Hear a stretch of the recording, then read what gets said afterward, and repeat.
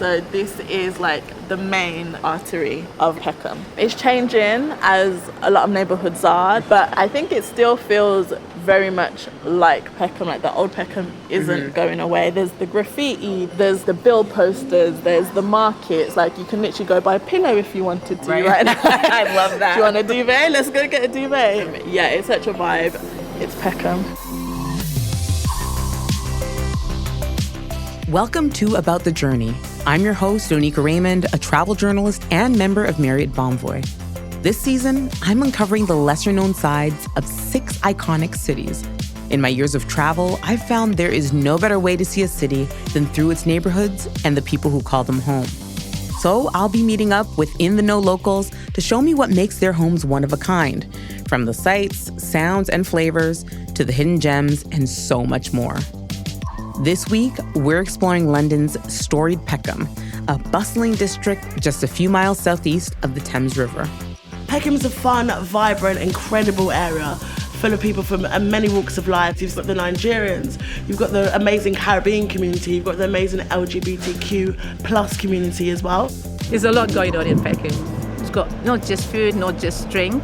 It's something for local, mother, children, families and so on. It's one of the places that's so vibrant, it's colourful, it's full of life, the greatness that is Peckham. Thanks to the creative works of local writers and filmmakers, Peckham is making a name for itself beyond London. But for those of whom it's long been home, Peckham has always been the place to gather, to shop, to get your nails done. And I want to get to know that Peckham, which is why I'm meeting up with author Jendella Benson for a tour. She set her debut novel, Hope and Glory, right here. It's a coming-of-age story that perfectly captures the spirit of Peckham and its people. Because I wanted it to be a very British, very Nigerian story, where else would make sense but Peckham?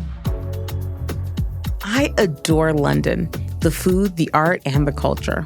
In fact, I spent 2 years living here in the East End, but I never ventured too far south of the Thames. I'd spotted Peckham Rye station on the tube map and wondered about the neighborhood of Peckham, known fondly by its Nigerian-British community as Little Lagos. Well, that all changes today. Hi. Hey. Lovely to meet you. Nice to meet you as well. You look great. Oh, you look fantastic. I mean, give us the style beat, sis. Come on. Thank you. Jendella stands tall, wearing a white jumpsuit, gold trainers, and a warm smile. We're meeting for the first time just outside Peckham Rye Station, a grand 3-story building that's being restored to its 1860s splendor. Well, first we're at Peckham Rye Station, which is like the centre where a lot of people come in through.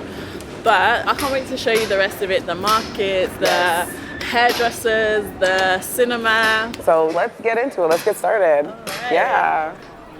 The station is tucked back from the street.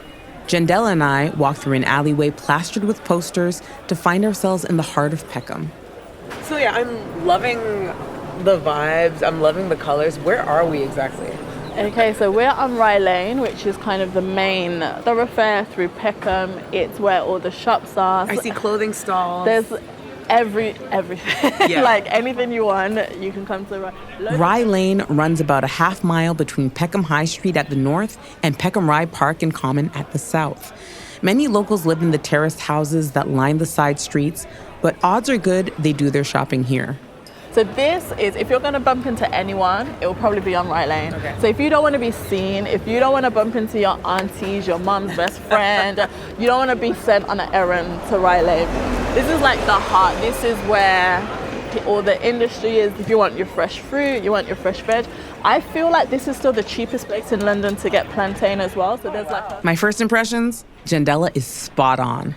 Scanning the busy street, I see a Jamaican fruit and vegetable stand across the way. Nail salons, butcheries, and electronic shops are all within eye line. Storefronts sell West African, Turkish, and West Indian food. London's signature red double-decker buses roll by. Peckham is full of life, and Rye Lane is at the center of it all. This looks a lot like Brooklyn. So in Bed-Stuy, it's more Afro-Caribbean. Yeah. The same kind of influences. It's so interesting just how like the diaspora can just put a fingerprint on a place, and then you'll go somewhere else where there's a similar kind of diaspora will be, and you'll be like, oh, I'm home. Peckham is truly a multicultural neighborhood with a strong Nigerian fingerprint that shows up in its food, its textile shops, and its friendly people. Jendella herself is first-generation British-Nigerian. I had family who lived in Peckham, so we were visiting them quite regularly. And the week after I turned 18, I was here with my little suitcase, as well as kind of like the freedom of moving out of my parents' house. It was also just being around other Nigerians, like, oh wow, this is where the people are. The epicenter. Yeah, it just felt like, wow, okay. And it felt like a second coming of age, coming into my Nigerian heritage and just being immersed in that like Nigerian Britishness. Peckham shapes the world of her novel, Hope and Glory, which a reviewer called Deliciously South London. Her book tells the story of a Nigerian-British family navigating life here. I wanted to preserve this idea of Peckham that I had for myself, like kind of trapping this time period in amber, because I just wanted to pay homage to the Nigerian community that nurtured me and allowed me to grow and blossom. As a writer, Jendella has a knack for noting the little details that make Peckham unique. On a Sunday, you'll see people coming back from church. So there's loads of African church congregations. And what I love about it is that you'll see them in different kind of outfits. So there's these white billowing garments, and then you'll see like the bright African print fabrics. As we continue our walk down Rye Lane, I spot a theater with a colorful marquee that advertises tickets for £5. Jendella tells me it's Peckhamplex Theater, an indie cinema that is a staple for a casual night out in Peckham.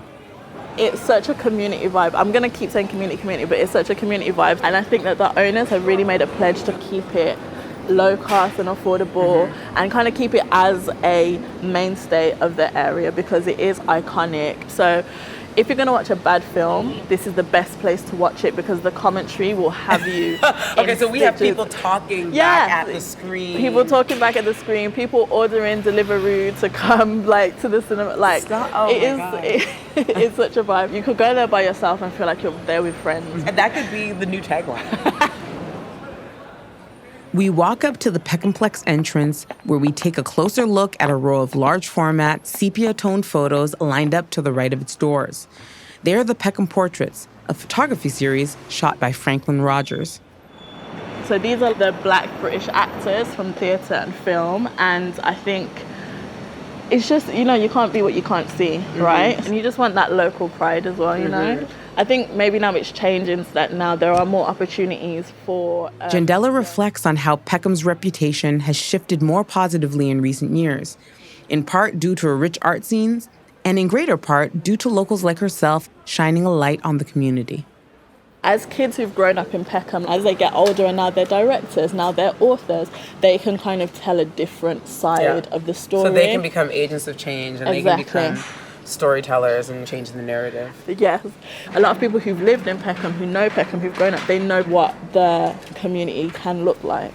But for the rest of the world, it's like a revelation. It's like, wow, that's what Peckham is. Yeah, I'm hopeful for the future. There's so much great stuff happening that is allowing the beauty that we see to be transported to a wider audience. As Jendella and I continue our stroll down Rye Lane, we're drawn in by the shops we spot as we pass by. Oh my gosh, I love fabric shops. So I always think if I was in another life, I would own like a fabric shop. And I'll be bringing in all of the like African print, the Swiss foil, the French lace, and like selling it.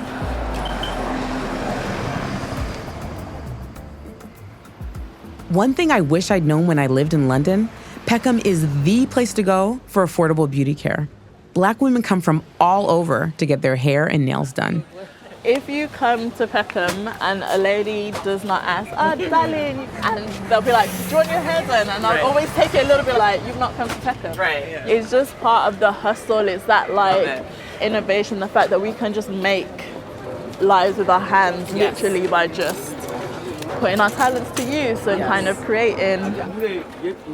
Peckham is alive with this spirit of entrepreneurship. We pull into one of the several indoor markets on the street to experience it firsthand. This market has an unassuming entrance, but walking through, you see a long hallway lined with individual stalls. Yeah, so these are more like the kind of traditional market shopping arcades. Like the one stop, get absolutely everything. Parties are obviously a big thing in Nigerian culture, whether it's weddings or birthday parties. So like when you need to get ready, like this is where you're gonna come. You can get your hair done, you can get your clothing, you can buy your fabrics, you can get your gele tie, which is the head wrap. Each vendor has its own colorful shop gate: blue, red, yellow, purple.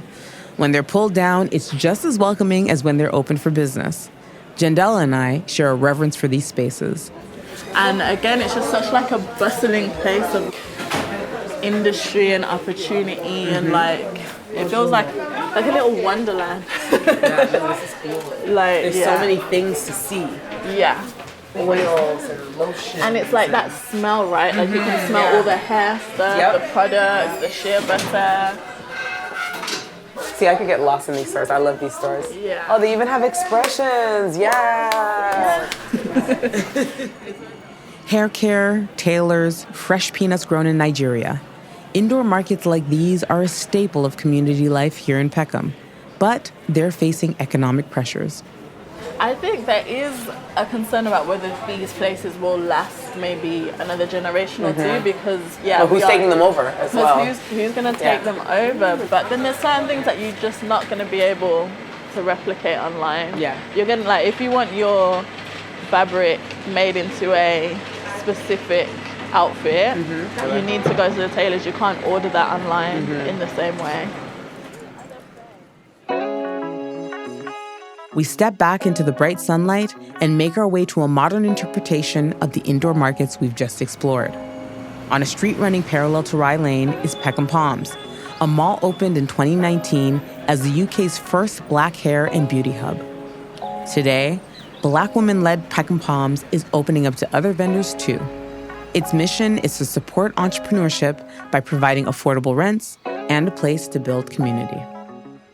Ownership is really important for the Black community, but especially for Black women. I mean, part of it is survival, definitely, but I think also we're innovators. If someone is not doing it, then maybe we can give it a shot.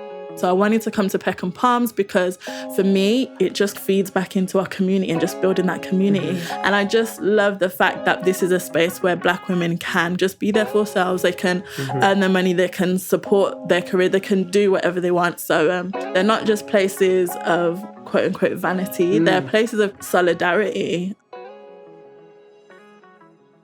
A key member of the tight-knit Peckham Palms community is Jess Eden, the co-owner of the Flygerians Cafe.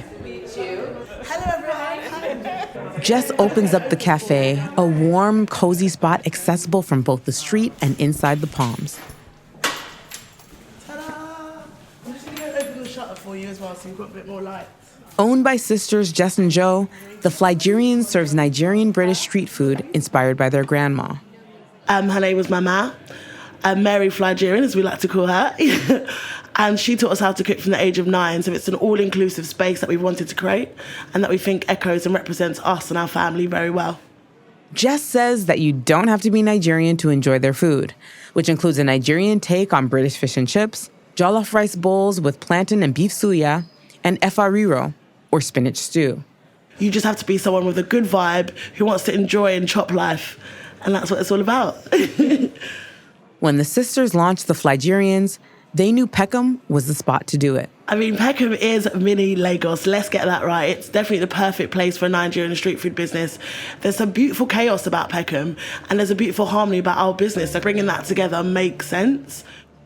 This is Jendella's go-to restaurant in Peckham. She's driven miles to satisfy a Flygerian's craving. And it's one of the places where her debut novel, Hope and Glory, was celebrated by the community when it first launched. Now that I've gotten to experience the sights and sounds of Peckham, Jendella and I sit down to discuss how the neighborhood helped inspire her book. But first, we talk about the flavors that make the meal in front of us so unique. For those of us who may not be familiar with Nigerian food, what are the flavors and the spices that define the cuisine? There's this tomato base, which appears in a lot of stews, and it's kind of like also the base for jollof rice. So there's tomatoes, obviously, and then you can have your ginger, you can have what we call atarodo, which is like Scotch bonnet pepper as well. Very important. But the thing about Nigeria is that it's so massive. So each region will have its own kind of like regional special as well. So like efo riro is a Yoruba dish, which is kind of my ethnic background within Nigeria. But like Igbo people have their dishes as well. So there's so many different varieties. You can't get bored with Nigerian food. I'm so happy that you are giving this specificity, because so often we lump together all the nations of Africa into a monolith. For those who are not familiar with the novel Hope and Glory, how would you describe it? Well, Hope and Glory starts with Glory. She's been out in LA. She's been living her best life, if you believe her Instagram. But when her dad dies, she comes back to London and she finds her family in chaos. So her brother's in prison, her sister's in a marriage which is questionable from Glory's point of view. Her mum's on the verge of a nervous breakdown, and she decides she's going to stay and try and fix everyone's problems, you know, an immigrant daughter idea to fix everyone's problems. And in the process, she discovers a family secret that potentially could tear everything apart. So yeah, no spoilers. Something that we can say without spoiling anything is that Hope and Glory is set in Peckham. What are some of the scenes in the text that people would be like, oh, yep, that's Peckham, that's South London? Rye Lane, Burgess Park, which is one of the biggest, greenest spaces within London. It makes an appearance. There's a church scene as well. So there's just like all these all these parallels. Yeah, all these parallels. And so About the Journey is a travel podcast. Yeah. I'm a huge traveler. How do you feel books and literature in general can be a form of travel for those people who can't hop on a plane or can't jump in a car and go someplace different? I feel like they're almost one of the most authentic ways to travel, because you're seeing this place often through the eyes of someone who's lived there or grown up there. So if you go and you travel to a place, like, unless you have like a local tour guide, you're just kind of maybe going to hit the hot spots. You're going to hit the touristy kind of bits. But reading and seeing a city, a town, a neighborhood from like an insider's perspective is so invaluable. So I love traveling by reading. You're transported to a world that you never even maybe thought to visit. And maybe now one day you will if you get the chance. I like that. I like the idea of the book being a gateway, and very oftentimes the story being reported by people who are from there and who know a place intimately, right? They're writing from a position of authority. So thank you for that. For those who do make the trip down to Peckham, what tips do you have for them to add to the flavor and the vibrancy of Peckham and not detract from it? I mean, first thing I'll say is that you need to go to the like locally owned community spot and look people in the eye, like engage with people, like find out who people are as well. Because it's not just about an area, like it's about the people. The vibe is created by the community. So you need to engage with the community. Come just ready to see, ready to learn, ready to just be a part of what's already there. Honestly, it's been such a pleasure talking to you, Jendella. You've showed us so much in the neighborhood. Just everything about you is such a light. My final question to you is, what do you want both our listeners and travelers to take away from this time that we spent with you in Peckham? I guess there's a view of London which is like high society, but there are worlds within worlds here. There's so many different kind of little pockets of Britain that you can dip into. So I think that I just want people to just have the open mind to just explore and see the city for what it is, take it for what it is, and also prepare to be surprised by what you find when you come here. Well said. Well, thank you again for taking us on this journey with you and for giving us insights into your own personal journey. Thank you. Thank you. I really love the hustle and bustle of Peckham. It was palpable. I think we all owe it to ourselves to explore cities more fully. I am a firm believer in not being able to do a place in only one visit. And so maybe Peckham is not on the radar of the guidebooks just yet, but I think it's going to get there. And I think it's really important that it does because it shatters the single story of London. If you want to get off the beaten track and if you want to see something different, then go to Peckham.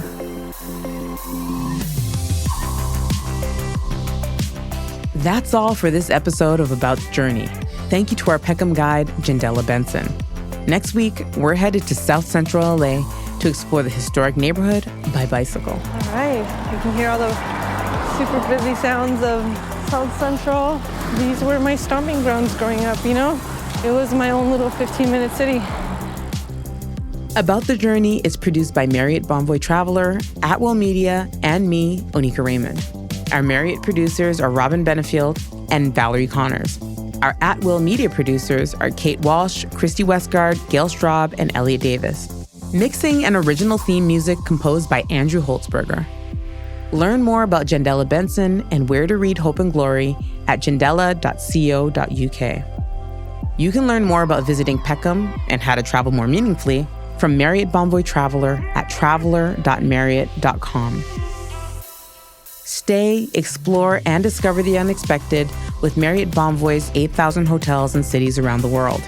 And if you like this episode of About the Journey, please be sure to rate, review, and subscribe wherever you get your podcasts. I'm your host, Oneika Raymond. See you next time.